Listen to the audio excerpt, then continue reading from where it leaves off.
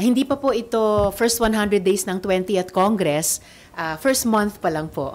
Pero isang resibo na tuloy-tuloy lang po yung trabaho natin dito sa Senado. At syempre, hindi pa di-distract sa kung ano pang mga drama-drama dyan sa tabi-tabi.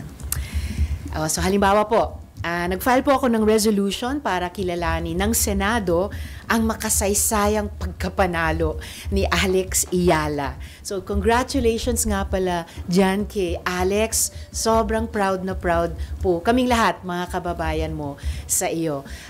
Pambihira, di ba, yung exuberance. Hindi lamang ng kanyang napakalakas na paglaro, pero yung exuberance, yung nag-umhapaw na tuwa niya nung siya'y nanalo. At nagawa pa niyang viral globally ang isang piling-piling kasabihan nating mga Pilipino. Nirereserba ko rin po ang unang pagdinig ng Senate Committee on Women, Children, Family Relations, and Gender Equality sa paglaganap sa internet ng deepfakes o yung mga AI-generated na peke at malalaswang photos at videos ng mga bata. So, mula nung nakaraang mga kongreso hanggang ngayon, hindi po titigil yung aming komite sa pagbantay laban sa ganitong klaseng pang-aabuso sa ating mga bata. Gamit pa, mini-misuse pa, ina-abuse yung mga napakabilis na nagde-develop ng mga bagong teknolohiya. Iimbestigahan din ng aming komite ang umano'y pang-aabuso ni Pastor Jeremy Keith Ferguson sa 156 na bata sa kanyang ampunan sa Pampanga. So muli, isang napakateribleng paglabag sa karapatan ng mga bata na natukoy ng aming komite sa nakaraang mga kongreso at hindi po naming tatantanan habang patuloy ang ganitong klaseng pananakit, no, sa mga bata sa ilalim pa ng pagpanggap ng pag-aalaga sa kanila. So napakasinikal po talaga na gawain. Nag-file din po ako ng resolution para agapan ng executive branch ang panganib sa 1.82 na milyon na mga BPO jobs dahil naman sa Keep Call Centers in the US, or rather Keep Call Centers in America Act sa US Senate. So sa tingin ko po medyo espesyal itong resolusyong ito dahil hindi madalas na mayroong legislative initiative dito sa Kongreso ng ating Republika na nais tumugon o di kaya ay agapan ang isang potensyal na harm sa ating mga kababayan mula sa isang panukalang batas ng ibang bansa naman. Meron din po akong resolusyon na nananawagan sa Departments of Foreign Affairs at Health na bigyan ang UNAIDS Country Office dito sa Pilipinas ng 22 million pesos para matutukan pa rin ito ang HIV and AIDS response ng bansa hanggang taong 2030. Alam naman po natin ang mga ulat ng Department of Health at pati ng World Health Organization na patuloy na tumataas ang incidence ng HIV at AIDS dito sa ating bansa sa kabila ng mga ambisyosong targets natin na sa halip ay mapababa ito at gawa ng defunding ng iba't ibang mga international institutions dahil sa pagkilos ng gobyerno ng ibang bansa nalagay sa alanganin yung essential na trabaho ng UNAIDS Country Office dito sa Pilipinas na sa napakaliit lamang na halaga kumpara halimbawa sa kabuoang general appropriations ng ating gobyerno, masasalo pa rin ito ng DOH at DFA. Of course, sa privilege speech ko po kahapon, pinakita ko ang fingerprints at mga dokumento na nagpapatunay na Chinese national at hindi Pilipino si Joseph C. na una nyo nang sa media tinawag na Alice Guo 2.0. Sorry, yung sa UNAIDS pala kanina na resolution dahil sa patuloy na concern ng opisina ko, syempre sa mga usaping may kinalaman sa universal healthcare.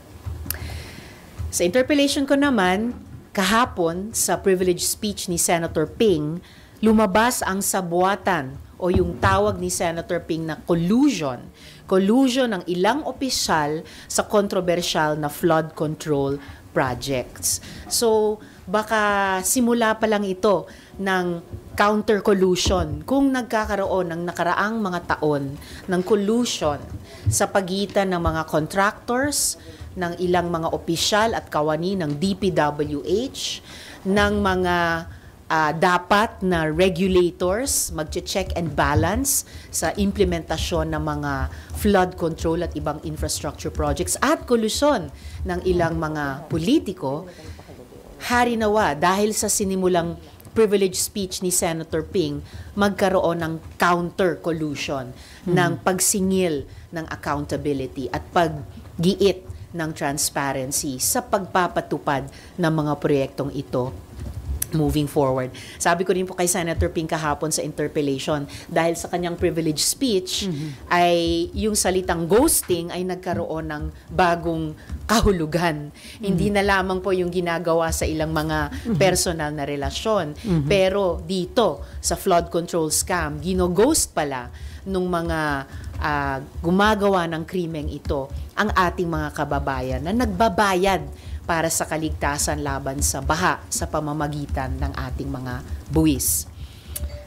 Nagsimula na rin po ang pagdinig sa aking linga para kay Lolo at Lola Bill na magbibigay ng 1,500 pesos per month na pensyon sa ating mga senior citizens. At lahat po nila, wala pong isisino, whether indigent tulad ngayon sa 1,000 pesos pension, or middle class, o kahit yung mga mayayaman pa, kahit mayroon na pong pensyon mula sa SSS o GSIS at PVAW, at simula 60 years old talaga.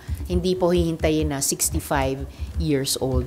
Kaya universal na social pension at mas mataas ng konti para sa talaga namang pamahal ng pamahal na pang-araw-araw na gastusin ng ating mga senior citizens. Actually, Miss Ellie, feeling ko baka parang dapat mag-inhibit ako sa bill na ito dahil ngayong taon ay bisperas na mapabilang na rin ako sa henerasyong iyon. Dual seat. Joke? And doesn't look like it, salamat. Sabi nga ng mga anak ko nung naging 50 ako, wow ma, hindi ka mukhang 50, mukha ka lang 47. Ang tipid, no? Hindi pa ginawang 40. And last but not the least, para ngayong umaga, hinihintay ko namang ma-refer pa sa komite yung isa pang panukala, Lingap, Gamot at Resistensya PAC para sa nakatatandang Pinoy Act. Nabibigyan ng libreng maintenance, medicines, gamot at supplements at vitamins ang ating mga senior. So ito patuloy na pagsulong ng karapatan at kagalingan ng iba't ibang mga sektor at iba't ibang mga henerasyon dito po sa ating bayan. Salamat po. Mamunahin ko muna yung mga issue tungkol sa katiwalian sa flood control project. Sabi niyo nga, na-discover na malawakang collusion between yung mga district engineer ng DPWH, mga kontratista, at possible nga yung mga proponent ng mga politicians. So, ang latest development, iniutos ni Presidente yung lifestyle check sa mga government officials. Unahin daw yung taga-DPWH. Sa tingin nyo, magandang move ito at may legal na basihan po ito?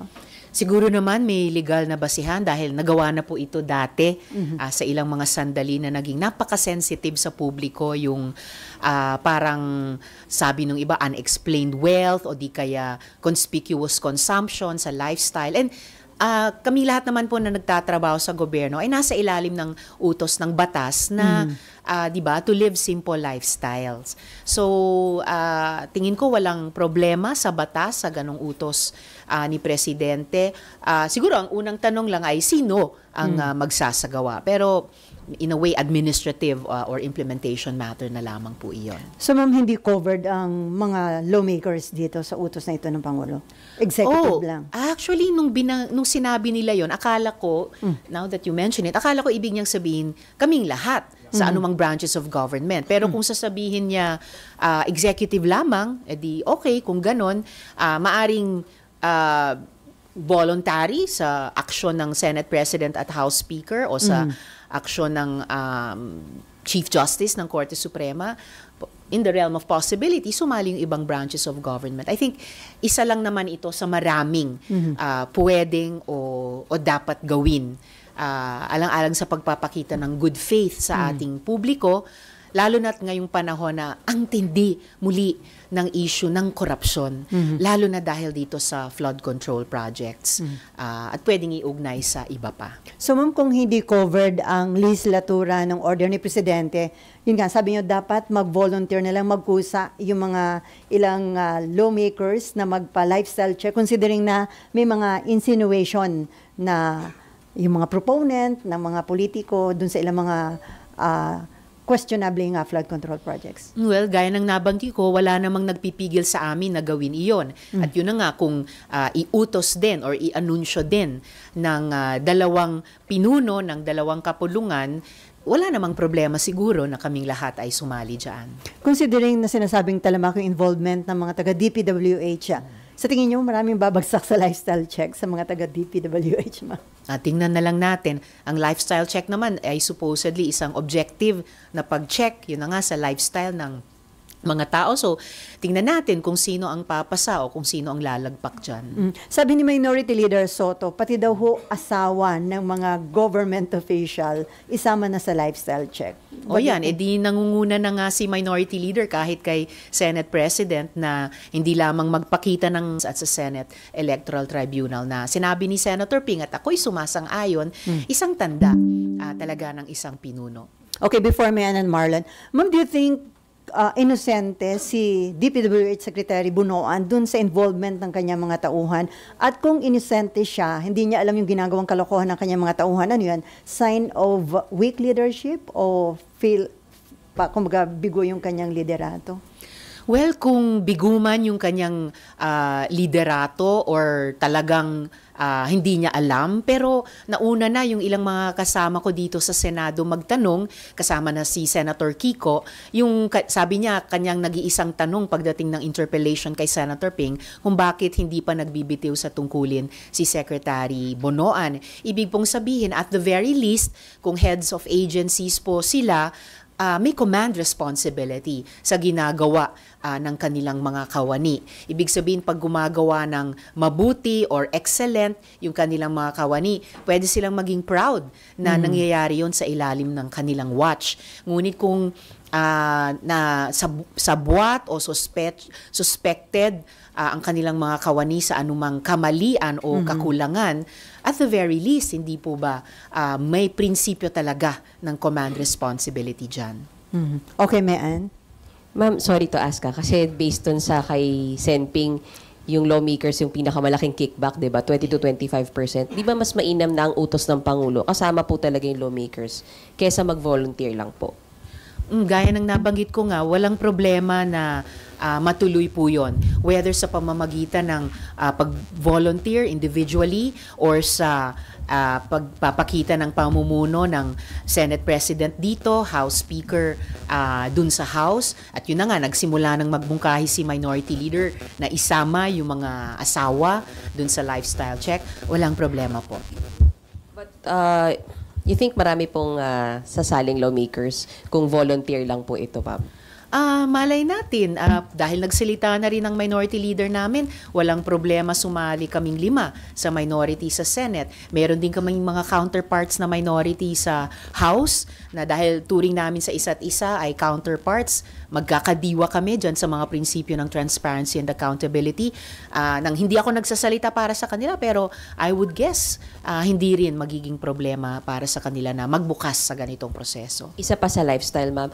Through the years, do you think ito po ay effective na deterrent for corruption? Kasi parang ilang beses na nagkaroon ng call for lifestyle check and then parang wala namang follow-up after.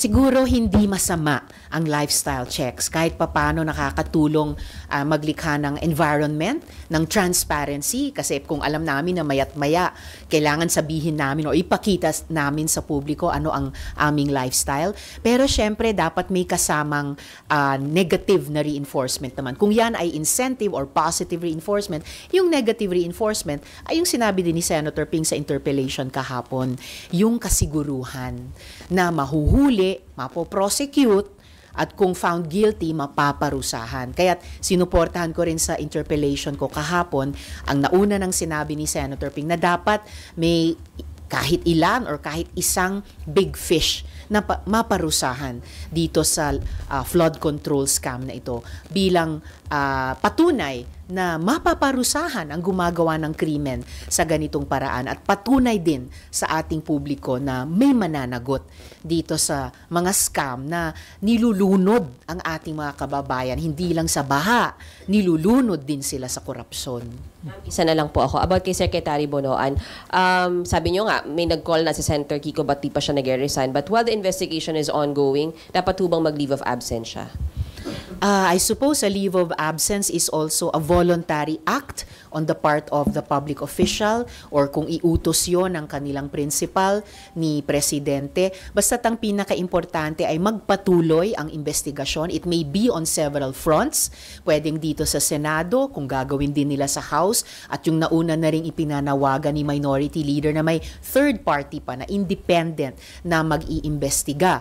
Dahil medyo multi-layered itong collusion na sinasabi ni Senator Ping. Hindi lang dun sa project implementors, hindi lang dun sa dapat na mag-check and balance sa kanila tulad ng PICAB, tulad ng COA, hindi lang yung mga politiko na kasabwat sa ganitong klaseng korupsyon.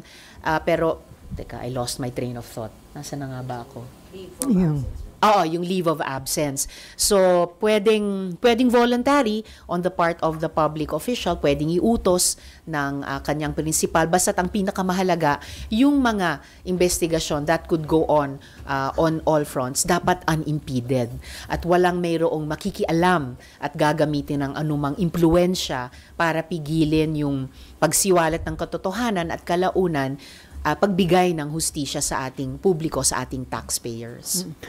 Before Marlon, ma'am, ideally, dapat ba ombudsman ang mag-conduct ng lifestyle check? Yun yung isa pang posibleng venue ng ganoong proseso, as we have seen also in the past. Kayo, willing kayo ma'am magpa-lifestyle check? Ay, okay lang po para makita ng lahat yung aking middle class lifestyle. Okay, Marlon. Ma'am, should the President lead the way and walk the talk by publicly disclosing his SALN? I suppose nung sinabi ni Presidente na magpa-lifestyle check at kahit limitado lang yun sa executive sa simula, I presume sinasali niya ang sarili niya. Kasi yung SALN po, siyempre yung pinakamadali sanang tool to check the lifestyle ng mga government officials. Pero ang hirap po yan, kahit na ilang taon bago ka mag-request, hindi naman available agad-agad. Hindi dapat ganon dahil ang SALN ay kinilalang public document at covered ng prinsipyo ng freedom of information.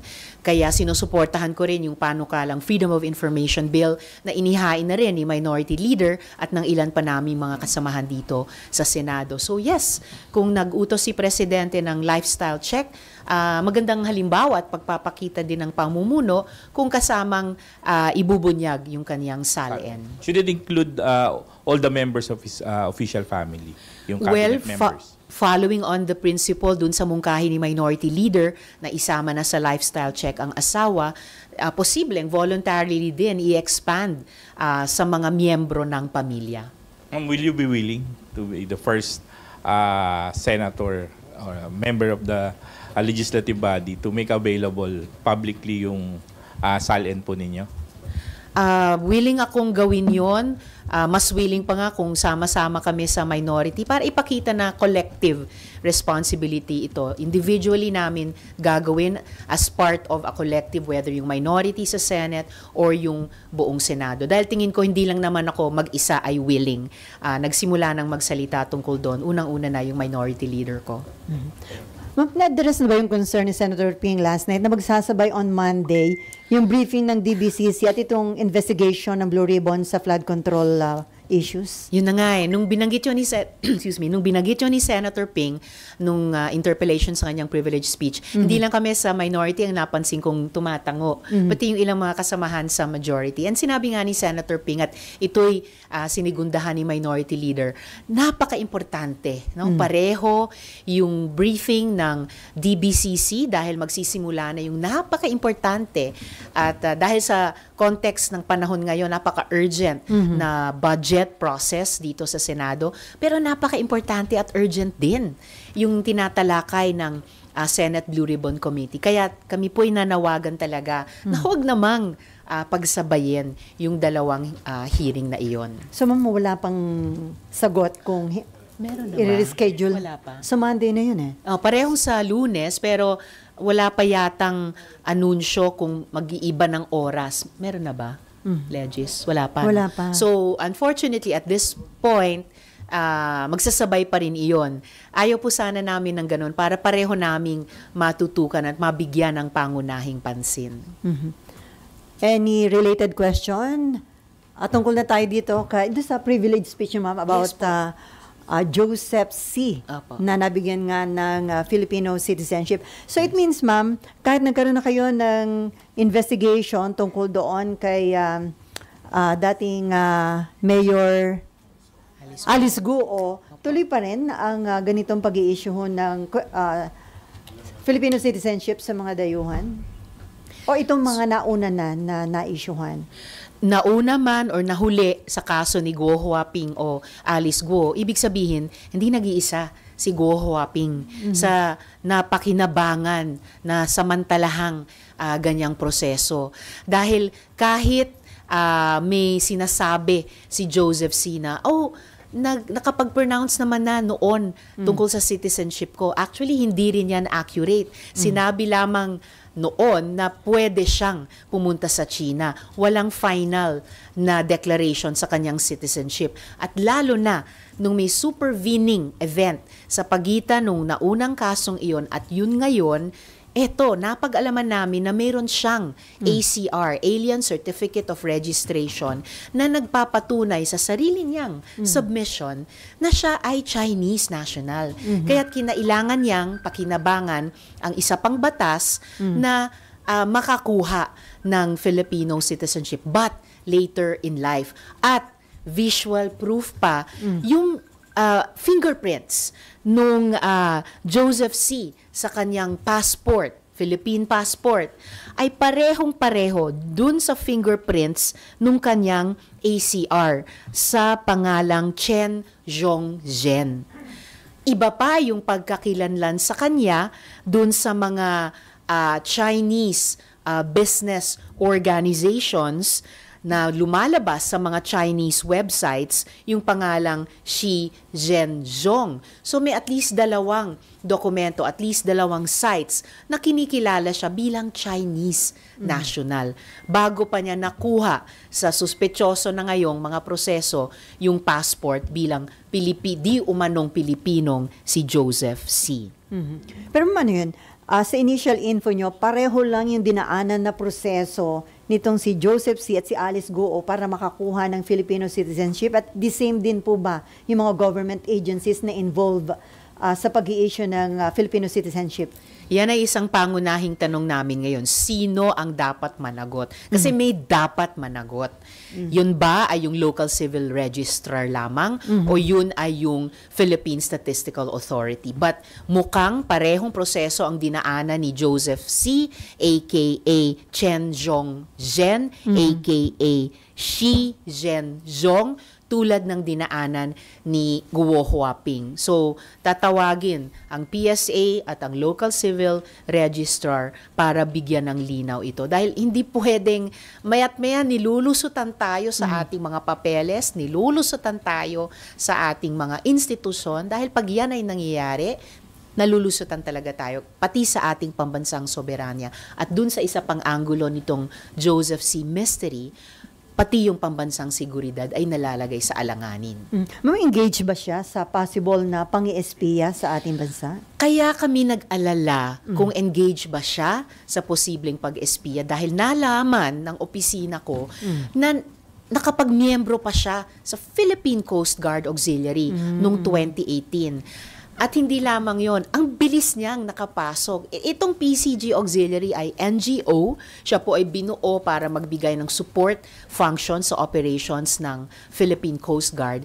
Pero hindi po ito parang open door lang sa lahat. Kahit sino ay pwedeng mag-walk-in, mag-volunteer. Hindi.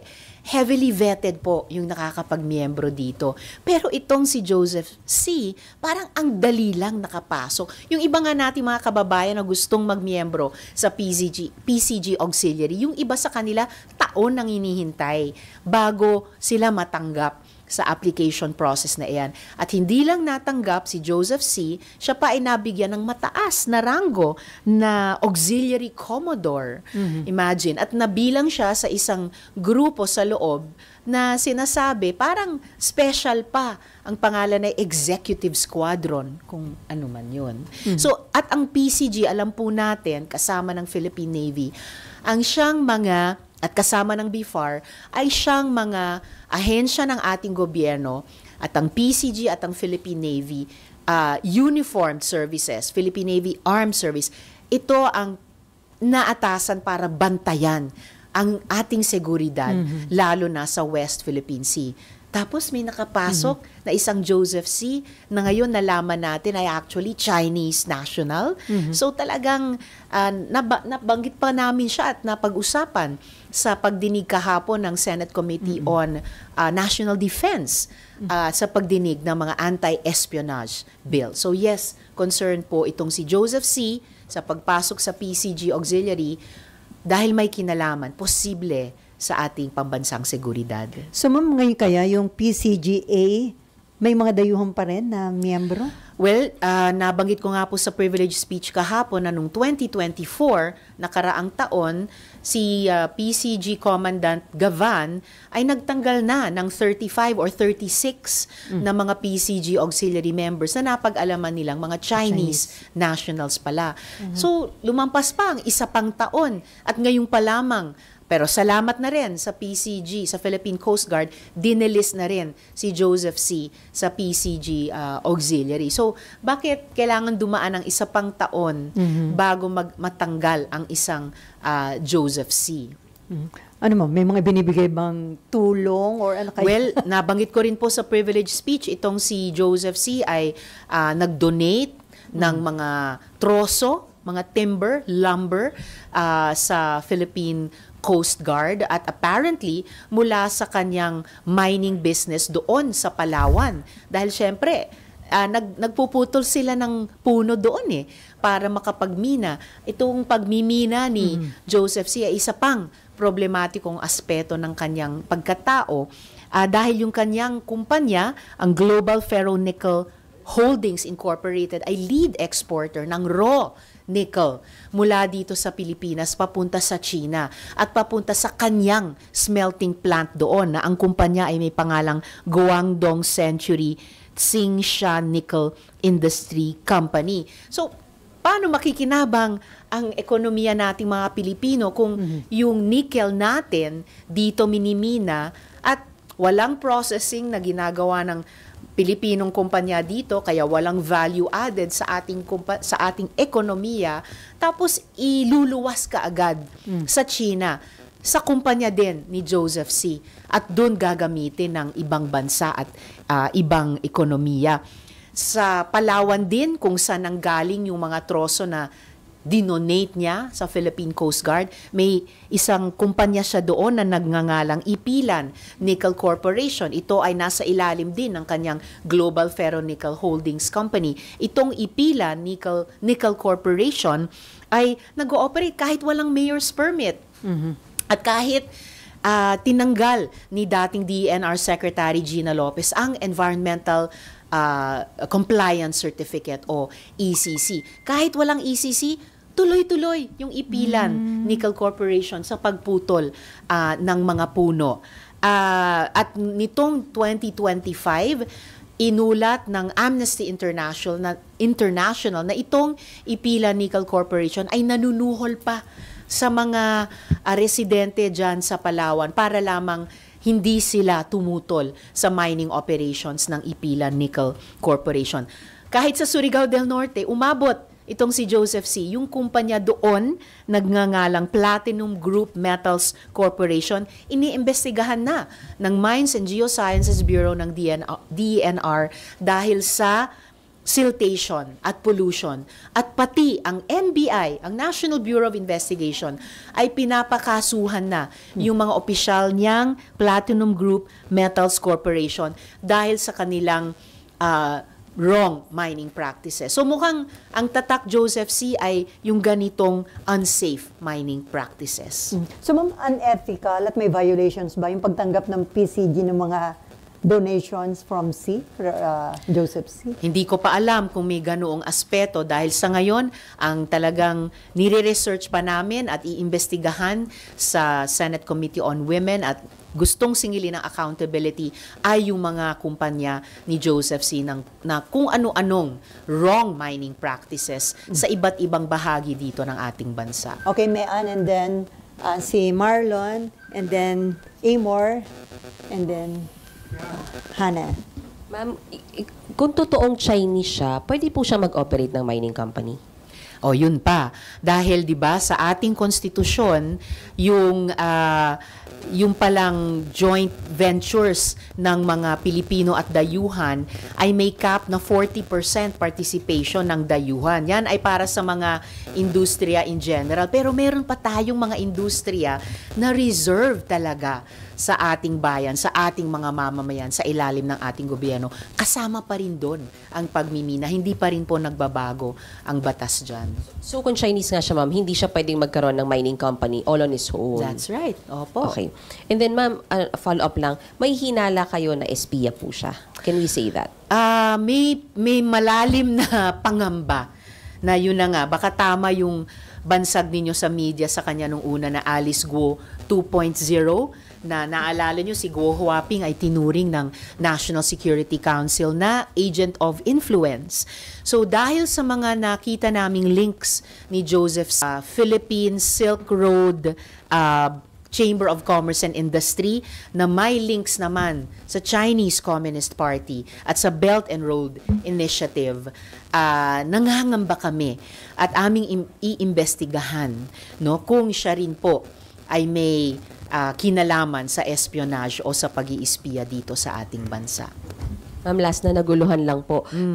Chinese po siyang pinanganak pero Filipino citizen na po siya ngayon. Yun ba yung dahil may passport na siyang Filipino passport? At kiniklaim niya na Pilipino talaga siya. At bukod sa iba-ibang mga datos sa date of birth, sa place of birth, dahil napag-alaman namin na siya talaga ay ipinanganak sa Fujian Province. May particular na town doon, Donghua town or city sa Fujian Province sa China. Iba-iba kasing datos ang nakapasok sa kanyang di umanong birth certificate at yung kanyang passport at yung kanyang ACR ID number. So, may mga sinasabing siya ay pumunta dito nung 17 taong gulang lamang siya. Ito yung lumalabas sa sarili niyang mga declarations at lumalabas sa mga Chinese websites na mamalaki yung kanyang pagtatagumpay na nung nagtagumpay na daw siya dito sa Pilipinas, hindi daw niya nalilimutang umuwi at mag-ambag at magbahagi ng kanyang yaman sa kanyang hometown dyan sa Donghua. But based on your research, until now, Chinese po siya? Ngayon po yung aming hinala. Okay, Marlon, and then after Marlon, Amor, Hannah, and then the one sitting... Mary, and then Danielle. Ma'am, do you have information kung BFF ba nito ni Joseph C? Yung mga BFF din ni dating Pangulong Duterte kasi yung Philippine Silk Road would appear, ito rin yung same group ni Michael Yang. That's right. Wala pa kaming ebidensya tungkol doon kung BFF nga niya si Duterte o yung mga business associates ni Duterte. Pero aming i-research din yon dahil may mga common interests, particular yung Belt and Road Initiative dito sa Pilipinas. And would that raise a red flag since yung, from what I understand, yung Philippine Silk Road group, yun yung ang nagtatag nun, mga Chinese businessmen who are based here in the country. And Joseph C. being the honorary chairman yata ng grupo, that itself would explain kung ano talaga yung nationality niya. Well, sa investigasyon sa Senate Committee on Women, or sa atin na ba na-refer? Or saan ba na-refer yung privilege speech? Kasi pending pa. Sorry. Okay. Sa investigasyon dun sa privilege speech ko, i-determine namin kung ano nga ba yung kanyang nationality, ano ba yung provenance nung kiniklaim niyang Filipino citizenship, at paano niya sa tama o sa mali ginamit ito. Sorry, ano yung second part ng tanong mo? Kasi yung grupo ng yung Philippine Silk Road, right, mga Chinese businessmen who are yes, in the country, uh-huh. mga members. Yes. And that will explain kung ano talaga yung nationality niya.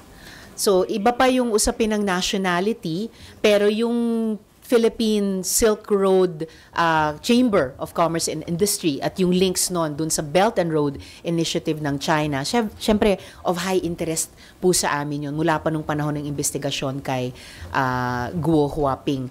At alam natin na talagang rumagasa yung initiative niyan dito sa Pilipinas nung panahon ni Duterte. Nung panahon din ni Duterte, naging auxiliary commodore si Joseph C. sa PCG Auxiliary. So titignan po namin ang links ng mga usaping ito sa isa't isa at kung may implikasyon yon dun sa may harm bang nagawa ang presensya at pagkilos ni Joseph C. dito sa ating bansa. Okay, Amor. Ay, Hannah ba? Amor. Sige, Amor and then Hannah and then Mary and then Danielle. Ma'am, kay Joseph C. pa rin, your reaction lang po dahil I think ang sabi po ng company niya ay nag-file na po siya ng voluntary leave. Voluntary? Si Joseph C. po, nag-leave po siya from the company. Your reaction lang po. Well, yung FNI. So nag-leave sa Ferronickel Holdings Incorporated. Well, ang leave naman ay maaring personal lang yung dahilan. Hindi po natatanggal no ng interes ng aking opisina at sa kung komite i-refer yung privilege speech ko sa paano ba niya nakuha yung kanyang Filipino citizenship, paano ba siya nakapasok sa PCG Auxiliary, ano po yung mga naging gawain niya bilang honorary chair ng Philippine Silk Road Chamber of Commerce and Industry, at ito ba ay nakabuti ba talaga o ito kaya ay inilagay sa alanganin yung ating bansa?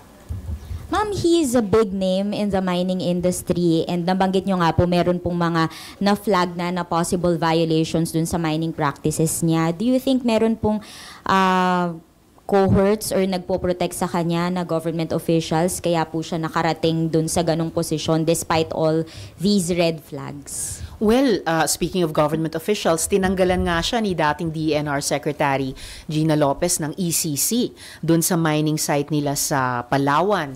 And yet, nagpatuloy pa rin sa operations ang mining company ni Joseph C. At kahit wala pang mayor's permit, at ngayon nga nakatawag pansin ng MGB at ng NBI yung operations niya doon. So, kung meron mang nagprotekta sa kanya noon o nagpoprotekta ngayon, pero nakakatawag din siya ng negative attention ng ating mga government officials from the national to the local levels na isinasawalang bahala niya. Hindi dapat yan payagan ng gobyerno natin.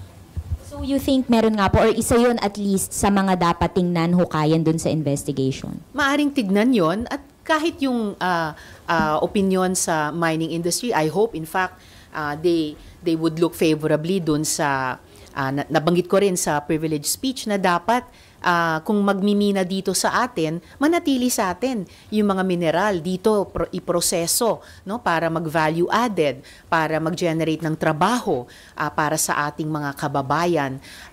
Sinubukan nga po namin sa isang nakaraang legislative process na i-ban ang export ng raw nickel, raw minerals sa ibang bansa bago maproseso dito, ma-value added, maka-generate ng trabaho.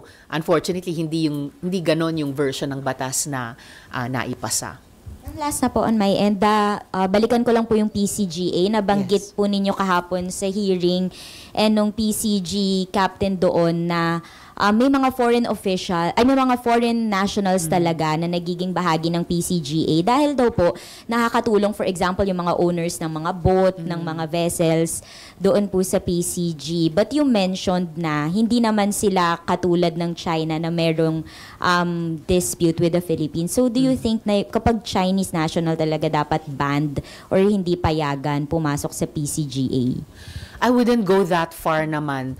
Basta't higpitan naman ng PCG Auxiliary yung admission process nila, and be extra, kung hindi ban, be extra careful, lalo na sa panahon ngayon na alam naman natin yung malawak na influence operations ng China laban sa ating bansa na pang-reinforce nila sa physical na pambubuli sa ating mga mangingisda, Coast Guard at Philippine Navy doon sa West Philippine Sea. So, dapat ang PCG Auxiliary at ang Philippine Coast Guard mismo ay extra careful sa bona fides.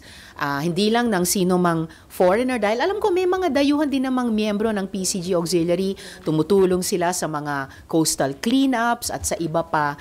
Pero be extra careful na yung mga nationals, nino mang bansa, na at any one time ay mayroon talagang matinding tensions sa ating bayan, siguraduhin nilang hindi may ibang agenda sa pagpasok. No? Dahil ang PCG Auxiliary, kahit auxiliary siya, attached sa Philippine Coast Guard na front and center sa pagbantay sa ating seguridad. Okay, Hannah. Ma'am, good morning po. Morning. Hannah po from BNC. Balikan ko lang po yung mining companies ni Joseph C. At risk po ba siya na mawala yung shares niya or at least ma-revoke itong mga mining contract if meron man, given po na kung ma-prove na siya ay foreigner using fraudulent citizenship? Yung pag-revoke o pagpapawalang bisa ng mining contracts, well, we already have one example na under heavy question, yung sa Palawan, no? Yung isang kumpanya niya na Ipilan Nickel Corporation. Dahil dapat mainit na ang mata ng DENR dyan, iniimbestiga na sila ng MGB at saka ng MBI, I would guess, kahit ng LGU dahil walang mayor's permit. Yung matter ng shares, we would have to ask, I guess, the Securities and Exchange Commission the Philippine Stock Exchange. Sino bang tatanungin sa shares? SEC? Okay. So, yung matter ng shares, it's for the SEC to determine. Maaari ding lumabas yon na isang finding o recommendation kapag na-imbestiga na yung privilege speech ko. Okay, Mary. Sen Mary Monreyes from One News po. Bali ko confirm ko lang po, kung meron na pong nakaschedule na Senate probe na nakafocus lang po dito kay Joseph C. and if ever, kailan po kaya? Yung hindi lang po yung mining companies related sa kanya, kung siya rin po ba ipapatawag nyo na habang nakadetain din po ngayon siya sa BI? Definitely, I hope na ipapatawag ng chair ng alinmang komite kung saan i-refer yung privilege speech ko, si Joseph C. Dahil siya po talaga hinasa gitna ng kontrobersiyang ito. Natawag talaga ang pansin ng opisina ko nung lumabas na nakapasok pa pala siya sa PCG Auxiliary way back in 2018 at nitong 2025. Last week lamang tinanggal sa roster ng PCG Auxiliary. Sen, kung sakali po, kailan po yung tansya nating scheduled na hearing po or probe? Ang pending pa rin yung privilege speech ko for interpellation, saka pa lamang i-refer sa komite. Pero once na ma-refer sa komite, ifa-follow up ko yung chair noon na i-schedule sana hanggat maaga yung hearing doon. Most probably, anong committee, ma'am, mag-handle? most probably Committee on National Defense. So kung doon na nga marirefer, ifa-follow up ko si Chair Jinggoy. Okay, Danielle. Ma'am, may nakita na po ba kayo, sa base sa investigation nyo, may nakita na po ba kayo na link itong si Joseph C. kay Alice Guo? Kasi di ba dati parang sa Al Jazeera documentary, parang nireveal doon, di ba, na parang ano sila, groups. And then, ngayon ba so far, may nakita na kayo na link nila? Wala pa po kaming nakuhang link sa pagitan ni Joseph C. at Guo Huaping sa aming pagre-research. Pero wouldn't it be very interesting kung may pogo links siya, no? Pero sa ngayon, wala pa naman. Sapat na alarma sa amin na nakapasok siya sa PCG auxiliary, lalo na nung nalaman namin yung iba pa niyang mga links na may link din sa Chinese Communist Party. Pero ma'am, isa ba yan sa tinitignan nyo rin? Ang pagre-research po namin ay connect the dots eh. So marami-rami ng dots yung nadidiskubre nung opisina ko, sinusundan po namin yan. At kung saan mang mag-lead yan at kung anumang web ang ma-drawing yan, yun po yung ipipresenta namin sa pagdinig ng komite. Okay, before RG, ay may ano ka pa? Follow up the same issue pa? Amor? Joseph C. Sige. Ma'am, na-remember ko lang po kasi sabi ng Bureau of Immigration ay ongoing na yung deportation proceedings kay Joseph C. Pero kapag daw po may naihain na kaso sa kanya dito, local case sa local court, ay kailangan niya munang harapin yun, ililipat muna siya sa jail. So are you willing to go that far na since kayo po ay may mga nakalap na impormasyon, ay maghain ng reklamo talaga laban kay Joseph C.? Maghain man kami o hindi ng kaso at kung may maghain man ng kaso ng maaga, wini-welcome ko yung ganyang pananaw ng Bureau of Immigration. Dahil ibig sabihin, dapat rin sana hayaan nilang humarap din sa komite ng Senado o sa pag-imbestiga ng privilege speech ko bago anumang deportation ay mangyari. Ibig sabihin, humarap din si Joseph C. sa anumang proseso dito sa Pilipinas. Okay, before RG, ma'am, yung US has formally requested the Philippines to extradite detained tele-evangelist Apollo Kibuloy na wanted po ngayon sa FBI dahil sa kaso nga ng human trafficking, sexual misconduct, and others.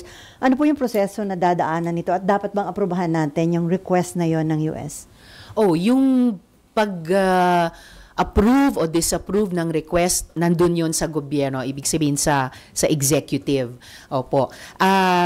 Naalala ko, isa pa lang sa mga unang hearing namin kay Apollo Kibuloy, naitanong na po namin yan sa DOJ. At nasabi po ng resource person ng DOJ noon, posibleng one of two processes. Dahil noon, nandun na siya si Apollo Kibuloy sa most wanted list ng US Federal Bureau of Investigation. Kaya naitanong yung